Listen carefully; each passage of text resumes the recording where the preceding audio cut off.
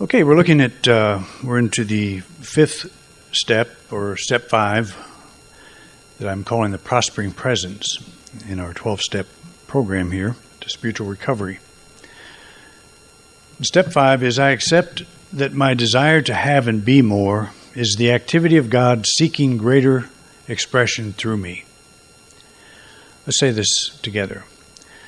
I accept that my desire to have and be more is the activity of God seeking greater expression through me. This is a very important idea because we think that our desires originate with us. And it is true that our specific desires do. But desire itself, the thing that we think we will gain by whatever goal or whatever objective we set for ourselves, whatever we think that will give us, behind that is the desire to be and express more. And it's not our desire, it's universal. We'll find it in every aspect of life. When you've all seen the trees that grow out of the little crevices in the rocks, out on the cliffs and the mountains and around, and it just makes wonderful pictures. But how tenacious life is, it just will take any opportunity it can and grow from that. And the example that I use here is the desire to be free, unhindered by lack and limitation of any kind, is universal among all living things. Catch an insect in your hand and it will struggle with all its force to escape. You and I share the same desire to be free. And we don't normally associate things like that with what's going on inside of us. But it's all one and the same thing. Is nature is not intended to be hindered, and we're part of nature. There's this thing of domestication where our pets, get comfortable in our homes and the environments that we create for them, and very different from if you'd bring a fox into your house, a wild fox or any kind of wild animal.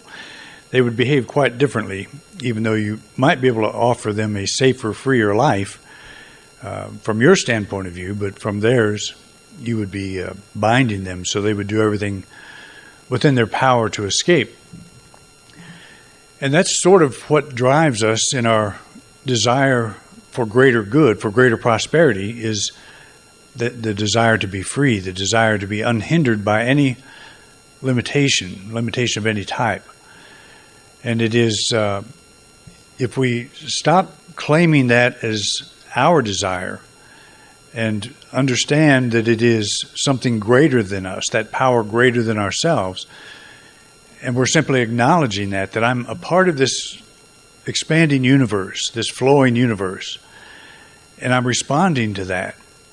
And then individual needs and desires, that's something completely different. We are all, our life is our fingerprint. It's the result of our choices. And people often ask, is it right for me to want this thing or that thing, or to go in this or that direction in my life?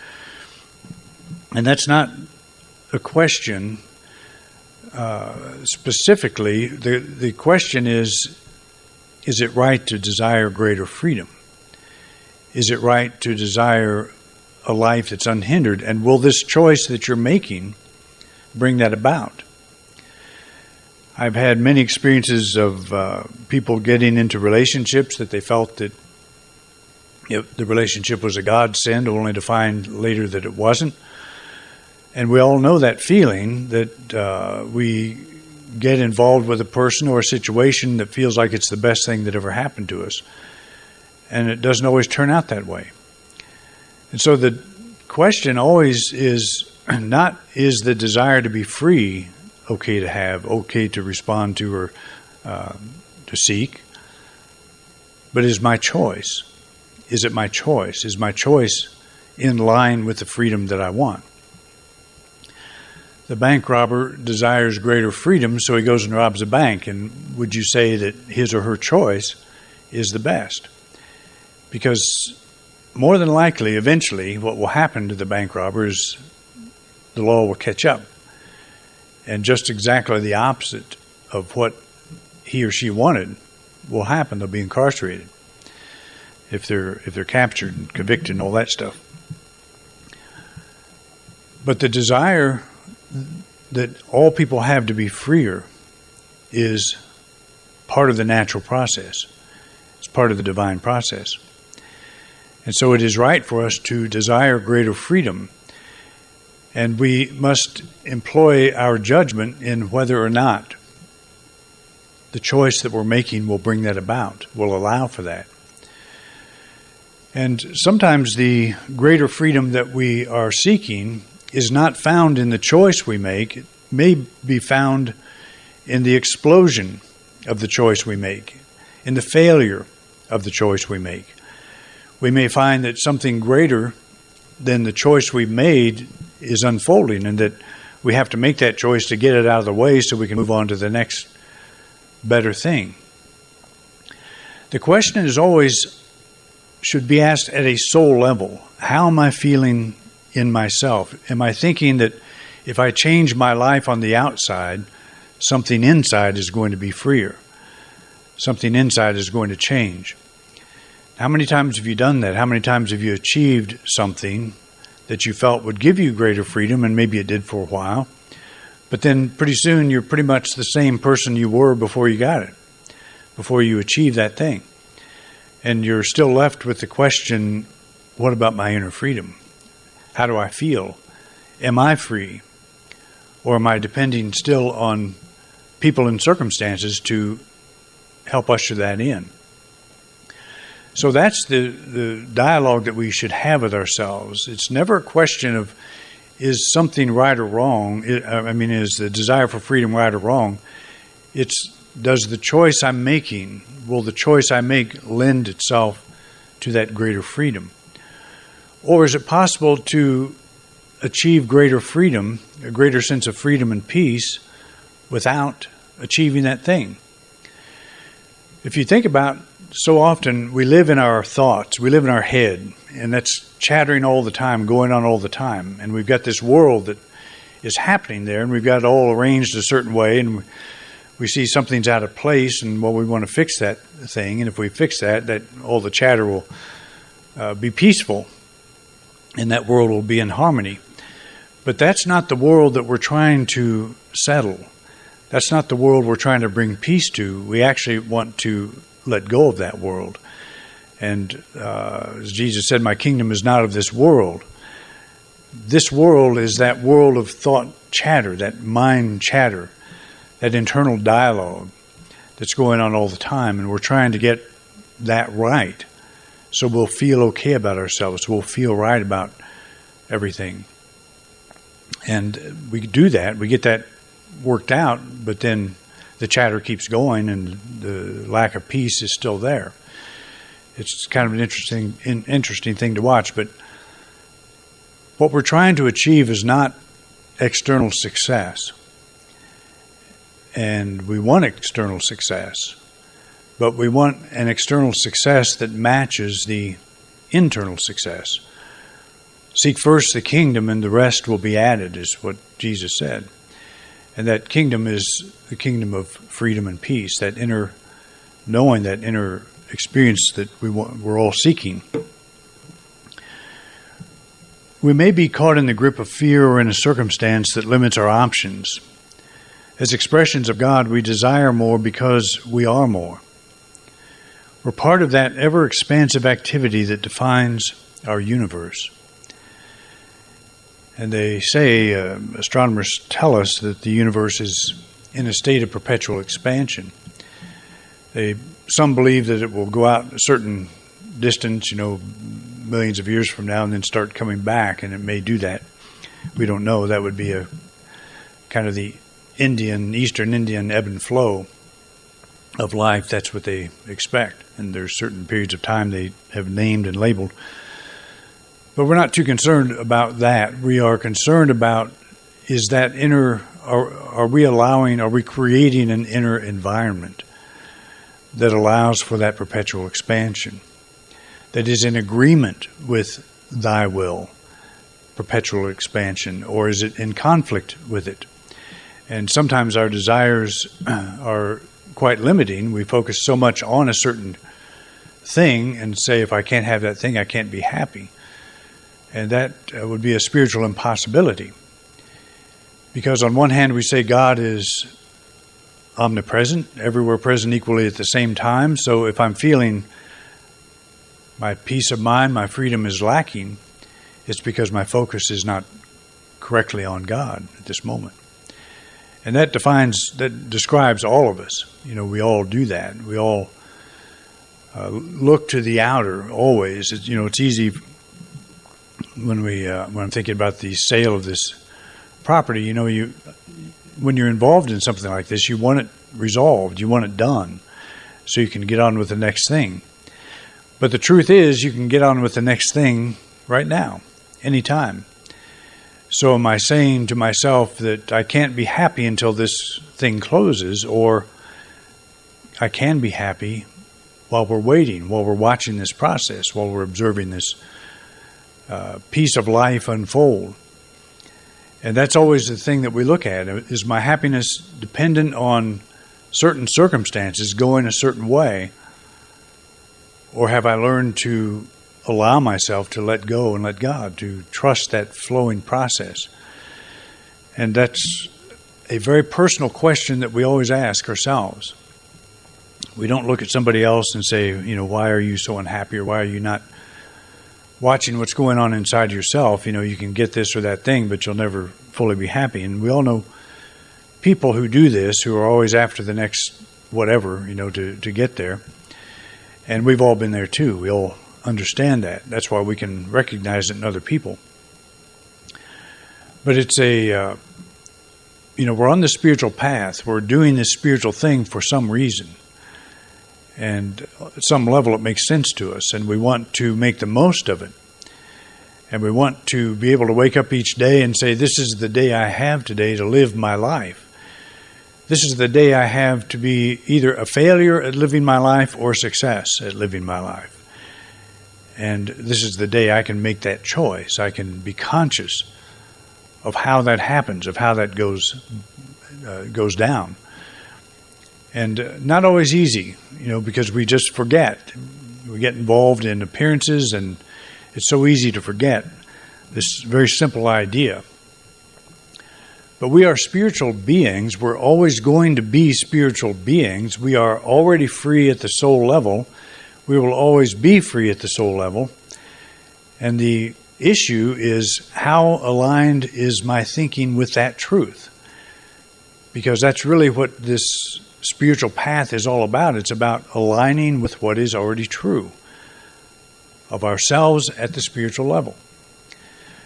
And if we're not experiencing that freedom, we're not down in ourselves. We're not down at that level where we know everything's okay. This is one of the beautiful things about meditation. You can close your eyes and seek to be still and not have a profound awakening. And so you can get very disappointed about, I just can't get past that chattering mind. But you can get past that addiction to appearances. Any of us can. We can be involved in something that is very challenging to us at the moment, and we can sit down and let it go. We can let go and let go and let go until we actually feel a release, and everything will be just fine. I was yesterday, just a very simple experience I had of looking up at there were some big thunderheads, which I really love, those big old fluffy clouds. And I looked up at one of those, and just something in me just thought, how beautiful that is, and how freeing it is to just watch that cloud drift by. And it's not something that will change your life forever. We're not looking for that kind of thing. But it's a moment where whatever was going on in my mind, and I was probably thinking about yesterday, which shows you what a waste sometimes we put ourselves in, not living in the now moment. But just looking at that beautiful scene brought me into that moment. That's the kind of thing we're looking for. We all can have that. And when you sit down to be still, that's basically what you're doing. You can listen to some beautiful music, and you can You don't even have to do that, but just to reach a point in yourself where you have a moment of freedom, an experience of freedom. And then you think, when you experience that, you say, well, it has never gone away. It's always been there. I haven't always been there, but it has. And that's, pretty profound realization to have. And I think I've gotten to the point in my own spiritual life where I'm able to say, even if I'm not present, even if I mess it up, I don't mess it up. Even if I'm not having peace of mind in this moment, it's still there. I can't break that. I can't rid myself of that. It is always there. I can go out of it. I can go into the far country as the prodigal son did and not experience the comfort of home. But I will never damage the relationship I have with the infinite because I'm an expression of it. And it's a good thing. That's part of the spiritual recovery, is bringing that idea back all the time. Bringing it to a place where I know that I cannot damage my relationship to the infinite. And as I have said before, that used to be a fear of mine, that I could do that. I felt like I would be making progress and then I'd lose it. I felt like I was taking steps backward. And that's just not the case. You can't lose what you are. Limitation is unnatural. We recognize limitation because we intuitively know absolute freedom. Otherwise, we would accept limitation as natural and be comfortable with it. See, that's another interesting way to look at it. Why do we know we're bound? Why do we know we're not free if we don't actually know what freedom is? And at some level in our being, we do know that. That's why we keep seeking balance. That's why we keep seeking a right way to experience and express life, because we know it's there. That's the truth. And so we never do give that up. The limitations that we experience are unnatural. They may be very normal. Everyone we know may be experiencing the same kinds of things, and probably are. But that's not the way the soul is built. That's not the way the soul is to experience life on earth. And so we stumble into this or get into this spiritual way of thinking, not for just the healing benefits or the prospering benefits or the external helps that it gives us, but for that internal knowing, that big picture of ourselves in that divine environment in which we live and move and have our being. It's a thing, and then we have these awarenesses as we go through life, and they can pop up at any time. You never can tell when that's going to happen. We tend to develop comfort zones, conditions in life that would protect us from change, But our true spiritual comfort zone is one of constant renewal and expansion. This is the vision set forth by the author of Revelation. Then I saw a new heaven and a new earth, for the first heaven and the first earth had passed away. And I heard a loud voice from the throne saying, Behold, the dwelling of God is with men. He will dwell with them, and they shall be his people, and God himself will be with them. He will wipe away every tear from their eyes, for the former things have passed away. Most people think of Revelation as a prophecy, but when you look at it for this kind of message, it is a description of what is going on at this very moment. I don't talk about Revelation much because it's a very complicated book, but it is not a book of prophecy. It has nothing to do with life today. It has to do with the renewal of the individual. And it was written by a person to a group of individuals who were under severe persecution. And he was saying, hold fast. Hold fast. There's a deeper truth. There's a greater good unfolding right now. That was the message, and that was why Revelation at first was very popular, and then it slipped into obscurity for many years and then was rediscovered And in that rediscovery was applied to a futuristic type of message. But it was not at the time. It was telling people who are under severe persecution to hold fast because the truth that you desire is here now. And that truth is that this new heaven and this new earth is ours. It's a new way of seeing and experiencing that which we are at the spiritual level, at the deepest level. It's a very important revelation to have, a personal revelation. And that's what we want to experience. So step 5, this renewal first takes place in our innermost awareness. Like a fountain of living water, our soul bubbles forth as a constant flow of new life, love, power, and intelligence. The very essence, the very life essence that is God. Understanding this, I accept that my desire to have and be more is the activity of God seeking greater expression through me. Let's say that line again.